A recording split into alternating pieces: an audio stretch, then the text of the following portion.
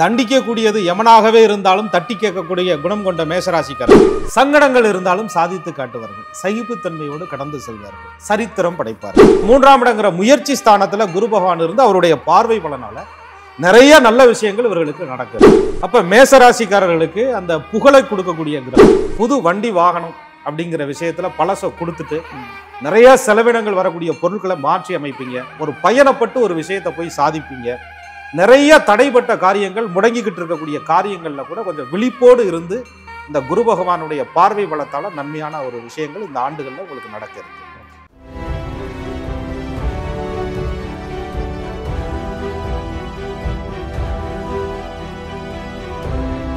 இன்றைய நிகழ்ச்சியில் விசுவாவசு வருட தமிழ் புத்தாண்டு பலன்களை பற்றி பார்க்க இருக்கிறோம். வணக்கம்.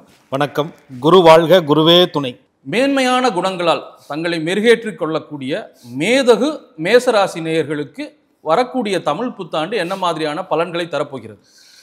விஸ்வாவசு வருடம் அப்படின்னு பேரு சார். இந்த வருடம் தமிழ் மாதங்கள்ல 39வது வருடம் இந்த விஸ்வாவசு வருடம். விஸ்வம் என்றால் உலகம், வசு என்றால் காப்பது, உலகத்தை காப்பது என்று பொருள். இந்த வருடத்தில் பிறந்தவங்க நிறைய இந்த உலக மக்களுக்கு பசி பட்டினி இல்லாது அவர்களை பாதுகாக்கக்கூடியவர்களாக இந்த வருடத்தில் பிறப்பவர்கள் இருப்பார்கள். அதுதான் அந்த வருடத்தினுடைய பலன். அதில் நீங்கள் சொன்ன மாதிரி மேதகு எப்பயுமே மேன்மையாக இருக்கணும். அது தண்டிக்கக்கூடியது யமனாகவே இருந்தாலும் தட்டி கேட்கக்கூடிய குணம் கொண்ட மேசராசிக்காரர்கள். அப்போ மேசராசிக்காரர்களுக்கு அந்த புகழை கொடுக்கக்கூடிய கிரகம் பாக்யாதிபதினு சொல்லக்கூடிய குரு பகவான் இந்த வருடம் மே மாதம் 14ஆம் தேதி ராசிக்கு 2ஆம் இடம்னு சொல்லக்கூடிய தன காசு குடும்ப ஸ்தானத்திலிருந்து 3க்கு பயிற்சி அடைகிறார். அப்போ 3ஆம் இடங்கிற முயற்சி ஸ்தானத்துல குரு பகவான் இருந்து அவருடைய பார்வை பலனால நிறைய நல்ல விஷயங்கள் இவர்களுக்கு நடக்க இருக்கு. அப்ப ராசிக்கு 9ஆம் இடங்கிற பாக்கியஸ்தானத்தை அந்த குரு பார்க்கறதுனால தடைப்பட்ட திருமணங்கள், இந்த சனி பயிற்சி நமக்கு நடந்துகிட்டு இருக்கே, விரயச்சனியா சனி பகவான் 12ஆம் இடத்துல இருக்கிறாரே, நிறைய விரய செலவுகளை கொடுப்பாரா, நிறைய பண நஷ்டம் ஏற்படுமா என்ற கலக்கங்கள் கூட இந்த குரு பகவானுடைய பார்வையால் அது ஒரு சுப விரயமாக உங்களுக்கு நடக்க இருக்கு. நீங்கள் ஒரு திருமணம் முடிப்பீங்க, திருமணத்துக்கு தகுந்த சுப விரய செலவுகளை இனிதே செய்து முடிப்பீங்க. புது வண்டி வாகனம் அப்படிங்கிற விஷயத்துல பழச கொடுத்துட்டு நிறைய செலவினங்கள் வரக்கூடிய பொருட்களை மாற்றி அமைப்பீங்க. ஒரு பயணப்பட்டு ஒரு விஷயத்தை போய் சாதிப்பீங்க. நிறைய தடைப்பட்ட காரியங்கள், முடங்கிக்கிட்டு இருக்கக்கூடிய காரியங்கள்ல கூட கொஞ்சம் விழிப்போடு இருந்து இந்த குரு பகவானுடைய பார்வை பலத்தால நன்மையான ஒரு விஷயங்கள் இந்த ஆண்டுகள்ல உங்களுக்கு நடக்க இருக்கு. அடுத்து இந்த குரு பகவான் பாருங்க, அப்படியே அக்டோபர் மாதம் 18ஆம் தேதி அதிசாரமா அப்படி ஒரு கடகத்துக்கு போயிடுறார். ராசிக்கு 4ஆம் இடத்துக்கு போயிட்டு மீண்டும் டிசம்பர் மாதம் 5ஆம் தேதி மிதுனத்துக்கு வந்துடுறாரு. வக்ரகதியில வந்துடுறாரு.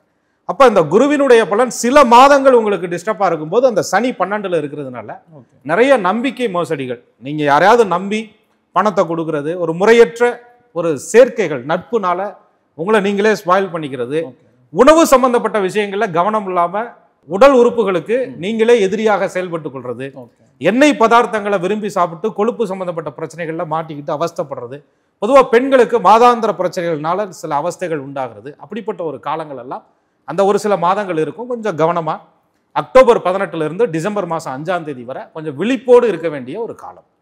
மற்றபடி உங்களுக்கு ராகு கேது பகவான் கூட ரொம்ப சாதகமா இருக்கிறாங்க. 12ஆம் இடம் என்னடா வாழ்க்கை அப்படின்னு சொல்லிட்டு தூக்கத்தை கெடுத்துக்கிட்டு இருந்த அந்த ராகு பகவான் உங்களுடைய பயண திட்டங்கள்ல நிறைய அலைச்சல் திருச்சலை கொடுத்து எந்த காரியமும் ஒரு சுபமா இல்லாம ஒரு முடக்கத்தோட இருந்த ராகு பகவான் லாபஸ்தானம்னு சொல்லக்கூடிய இடத்துல அள்ளி கொடுக்கக்கூடிய இடத்துல ராகு வர்றார். ராகு பகவான் மட்டும் மனசு வச்சுட்டா ஒரு ஜாதகரை நல்ல உயரத்துக்கு கொண்டுட்டு வரணும் அப்படின்னு முடிவு பண்ணிட்டா கடைக்கோடியில் இருப்பவர்களை கூட வாழ்வினுடைய உச்சத்துக்கு கொண்டுட்டு வரக்கூடிய ஒரு கடமை ராகு பகவான்கிட்ட இருக்கு. அப்படிப்பட்ட ஒரு அமைப்பு மேஷத்துக்கு இந்த ராகு பகவானுடைய ஒரு ஆளுமையினால இந்த விஸ்வாவசு வருடத்துல இவர்களுக்கு கிடைக்க இருக்கு. அப்ப ராகு பகவான் மாறும்போதே கேது பகவான் மாறுவார் இல்லையா? அப்ப ராசிக்கு 6ஆம் இடம் அப்படின்னு சொல்லக்கூடிய இடத்துல கன்னியில இருந்த கேது பகவான் 5ஆம் இடம் இவர்களுக்கு 5ஆம் இடத்துக்கு வர்றாரு. புத்திரர்களை பற்றி சில அச்சங்கள் கவலைகள் இருந்தாலும் கூட குருவினுடைய அமைப்பு சாதகமா இருக்கிறதுனால குழந்தைகளுக்கு தேவையான அத்துணை விஷயங்களையும் செய்ய போறீங்க. புது வரவுகள் உங்க வீட்டுக்கு வரப்போகுது. நிறைய பெண் குழந்தைகள் இருக்கு, எனக்கு ஆண் வாரிசு கிடைக்குமா, அல்லது ஆம்பளை பிள்ளை இருக்கு, அவருக்கு ஒரு நல்ல காரியங்கள் நடக்குமா, அல்லது என் பெண் குழந்தைக்கு தேவையான நகை ஆபரணங்களை எல்லாம் நான் சேர்த்துற முடியுமா அப்படின்னு சொல்லும்போது இது சூரிய பகவானுடைய வீட்டிலே கேது பகவான் போய் உட்கார்றது அந்த இடத்துல நல்லதுதான். உங்களுக்கு தந்தைக்கு மட்டும் அப்பப்போ கொஞ்சம் உடல் ஆரோக்கிய பிரச்சனைகளை கொடுக்கும். இருந்தாலும் கூட ராகு பகவானுடைய கருணை அதுலேயும் மிதுனத்தில் இருக்கக்கூடிய குரு பகவானுடைய பார்வை அந்த ராகுக்கு இருக்கிறதுனால, அதனாலதான் சொல்லுவாங்க கரும்பாம்பு கேந்திர கோணம் அத்தளத்தோன் சுபரை கூட ஐயனே சேர்ந்தாலும் கண்ணுற்றாலும் குமரனுக்கு அனுதினமாம் யோகம் சொல்லுன்னு சொல்லுவாங்க. அப்ப மிதுனத்தில் இருக்கக்கூடிய அந்த குரு பகவானுடைய பார்வை பலன் மேஷத்துக்கு 11 இருக்கக்கூடிய ராகுக்கு கிடைப்பதனால எதிரிகள் கூட உங்களுக்கு ஓரளவு சாதகமாக நடந்து ஒரு குடும்பத்துக்குள்ள இருக்கக்கூடிய கசப்புகள் எல்லாம் உங்களுக்கு நீங்கி இந்த திடீர் தனவரவு, திடீர் அதிர்ஷ்டம், திடீர் யோகம் இதெல்லாம் ராகுவினால கிடைக்கக்கூடிய ஒரு பலன். என்னைக்கே வாங்கிப்பட்ட பூமி, பூமிகாரகன் செவ்வாயை ஆட்சி விட கொண்ட மேசராசிக்காரர்களுக்கு பூமியினால் மிகச்சிறந்த அனுகூல பலன்கள் எல்லாம் இவர்களுக்கு நடக்குது. அப்போ கொஞ்சம் பாதகம்னா என்ன இருக்கும்? ஏதோ ஒரு விதத்துல பாதகம் இருக்கும். அது சனி பகவானுடைய பார்வைப்படுற இடங்கள்ல சில பிரச்சனைகள் இருக்கு. குடும்பஸ்தானம், தனஸ்தானத்தை சனி பார்க்கிறது. 6ஆம் இடம்ங்கிற கடன், எதிரி, நோய், வழக்கு ஸ்தானங்களை சனி பகவான் பார்த்துக்கிறது. ராசிக்கு பாக்கிய ஸ்தானத்தை 10வது பார்வையா சனி பகவான் பார்த்துக்கிறதுனால இந்த இடங்களில் இருக்கக்கூடிய பிரச்சனைகள்ல தொழில், உடல் சம்பந்தப்பட்ட பிரச்சனை, கொடுக்கிற வாக்குறுதியில கொஞ்சம் கவனமா இருந்துகிட்டா மேசராசி மேதகு ராசியாக இந்த வருடம் சிறப்பாக இருக்கக்கூடிய ஒரு ராசியாக விளங்கும். பொதுவாக இப்போ மேசராசிக்கு இந்த தமிழ் புத்தாண்டில் எந்தெந்த மாதங்கள் ரொம்ப ஃபேவராக இருக்க போது, எந்தெந்த மாதங்கள் கொஞ்சம் கவனமாக இருக்கணும், எந்த மாதிரியான பரிகாரங்கள் பண்ணால் இவங்களுக்கு ரொம்ப சக்ஸஸ்ஃபுல்லாக இருக்கும் இந்த வருஷம்? மாதம் அப்படின்னு அமையும் போது இவர்களுக்கு பாக்யாதிபதினு சொல்லக்கூடிய மேஷத்துக்கு சூரிய பகவான் சித்திரை மாதம் மேஷத்தில் வந்து உச்சமடைகிறார். அது மாதிரி இந்த சூரிய பகவான் 12 மாதங்களையும் சஞ்சாரம் செய்து வரக்கூடிய காலங்களில் அதில் ராகு கேது பகவானுடைய சேர்க்கை பெற மாதங்களில் கொஞ்சம் கவனமாக இருக்கணும். அவ்வளவுதான். அது அடுத்தடுத்த பயிற்சிகளில் நம்ம குரு பகவான் ராகு கேது பயிற்சியில் தெள்ள தெளிவாக சொல்லும்போது புரிஞ்சிடும். ஏன்னா இது ரொம்ப குழப்பமான ஒரு காலம். ஒரு பக்கம் வருட பலன் சொல்கிறோம், ஒரு பக்கம் ராகு கேது பயிற்சி சொல்கிறோம், ஒரு பக்கம் குரு பயிற்சி சொல்கிறோம், தமிழ் வருடம் எதுதான் சரி அப்படின்னு பார்க்கும்போது உங்களை நம்ம வந்து சூரியன் இல்லைன்னா ஒளி இல்லைன்னா எதுவுமே இல்லை. சூரியன் என்ற பிரதானத்தை சுற்றி தான் மற்ற நவகிரகங்களுடைய அமைப்புகளை நம்ம பேசணும். அதனால நம்ம தமிழ் முன்னோர்கள் அந்த சூரியன் எங்கு இடம்பெயர்ந்து நகர்கிறாரோ அதை முதல் மாதமாக கொண்டு சித்திரை மாதத்தை சூரியன் உச்சம் பெறக்கூடிய அந்த மாதத்தை நம்ம முதல் ஆண்டாக எடுத்துக்கிறோம். அப்படி பார்க்கும்போது மேஷத்திற்கு மேன்மைகள் கிடைப்பதற்கு இந்த வருஷம் முதல்ல மிதிக்க வேண்டியது வள்ளி தெய்வானை சமேதனமாக இருக்கக்கூடிய முருகப்பெருமானுடைய ஆலயத்தில் இவங்க போய் வருட பிறப்புல வழிபாடு பண்ணலாம். அந்த மாதத்துல எப்ப வேணாலும் போகலாம். அருகில் இருக்கக்கூடிய எந்த வள்ளி தெய்வானை சமேதனமாக இருக்கக்கூடிய முருகனுக்கு போய் வழிபாடு செய்து 2 நல்லெண்ணெய் தீபம் ஏற்றி சிவப்பு அரளிப்பு மாலை வாங்கி போட்டு முருகனுக்கு தன்னுடைய குடும்பத்தின் பெயராலே அர்ச்சனை செய்து கொள்வது நல்ல வளர்ச்சியை கொடுக்கும்.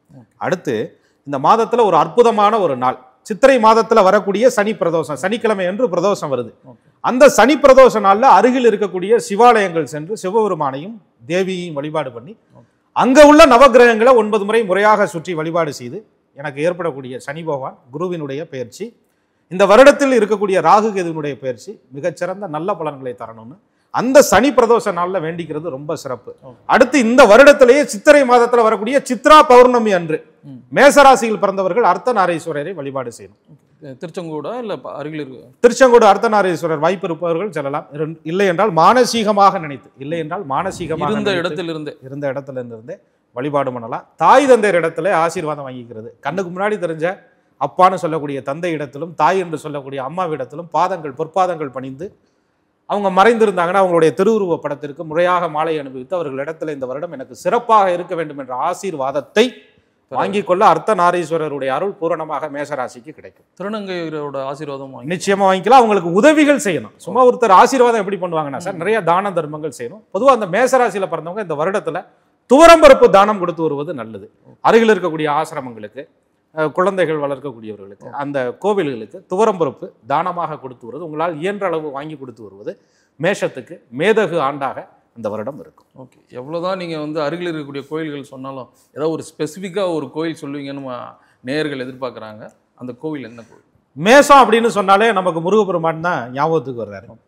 அப்படி அந்த நவபாஷாணத்தில் முருகப்பெருமானை நிறுவிய ஐயா போகர் ஐயாவினுடைய ஜெயந்தி இந்த வருடத்தில் வைகாசி மாதம் 11ஆம் தேதி வருது. ஒரு ஞாயிற்றுக்கிழமை அன்று காலையில் 11 மணியிலிருந்து 12 மணி வரை குரு பகவானுடைய ஓரை. வாய்ப்பு இருப்பவர்கள் மேசராசியில் பிறந்தவர்கள் பழனி சென்று முருகப்பெருமானை தரிசித்து, ஐயாவையும் தரிசித்து, கீழே அடிவாரத்தில் இருக்கக்கூடிய புலிப்பாணி ஐயாவும் தரிசித்து, அங்கே இருக்கக்கூடிய சொக்கர் மீனாட்சியை தரிசனம் செய்து, அங்கே உள்ள வனதுர்க்கை அம்மனை தரிசனம் செய்து வர மேஷத்திற்கு நிறைய நிலம் புலம் தடைப்பட்ட அத்துணை காரியங்களும் சிறப்பாக நடக்கும். இந்த தமிழ் புத்தாண்டில் மேசராசிக்கு என்ன மாதிரி பலன்கள் ஒரே வரியில் சொல்ல முடியும்னா எந்த வார்த்தையில் சொல்லுவீங்க? சங்கடங்கள் இருந்தாலும் சாதித்து காட்டுவார்கள், சகிப்புத்தன்மையோடு கடந்து செல்வார்கள், சரித்திரம் படைப்பார்கள். ஏன்னு சொன்னால் பிரச்சனை வரும்போது தான் தெய்வம் சப்போர்ட் வேணும். அப்படி மேஷத்துக்கு சனி பகவான் சில பிரச்சனைகளை கொடுக்கணும்னு நினைச்சாலும் கூட இவங்க செய்த தானமும் தர்மமும் புண்ணியமும் குருவினுடைய அருளால் இவர்கள் ராசிக்கு பாக்கியத்தை தன்னுடைய சொந்த வீட்டை தானே பார்க்கும் குரு என்பதால் குரு பகவான் அதிசாரமாக கடகத்துக்கு போனாலும் கூட அங்கிருந்து 9வது பார்வையாக தன்னுடைய சொந்த வீட்டை மீனத்தை பார்ப்பதனால குருவருளால் நிச்சயம் சகல பிரச்சனைகளிலும் இருந்து சங்கடங்களை சாதித்த ஒரு மேசமாக திகழ்வார்கள். ஓகே, இவ்வளோ நேரம் பார்த்தீங்கன்னா மேசராசிக்கு எந்தெந்த மாதங்கள் கவனமாக இருக்கணும், அவர்களுக்கு உண்டான பரிகாரங்கள், தமிழ் வருட பிறப்பினுடைய அத்தனை மகத்துவங்களையும் நீங்கள் எடுத்து சொன்னீங்க. இது நிச்சயமாக மேசராசியில் இருக்கக்கூடிய அத்தனை நேயர்களுக்கும் இது முக்கியமான பதிவாக இருக்கும்னு நம்புகிறோம். நன்றி சார். நன்றி. குரு வாழ்க, குருவே துணை.